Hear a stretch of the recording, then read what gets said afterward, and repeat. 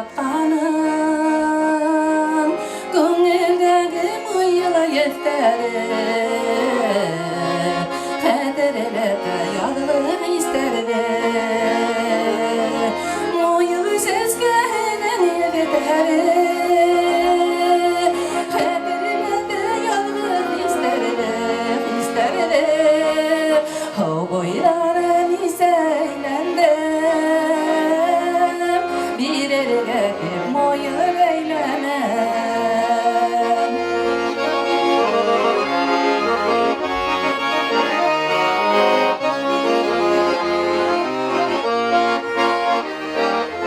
Moyalı ses geleri gelirde Isra şahinin icette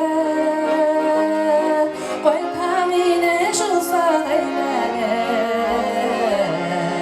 Moyalı ses gene beylener Moyalı ses gene yeridere Öbürlerde yağlık isterdi O boylarını seyledim Bir erge bir moyal eylemem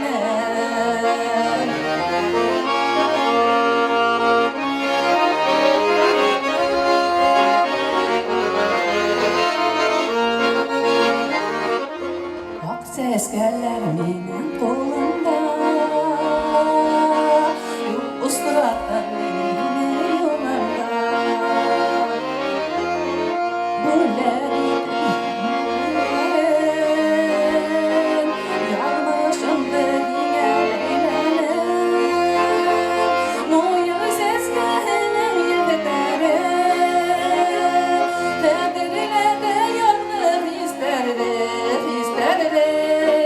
O boylarını seylendim Bir erge bir moyalı eylemem O boylarını seylendim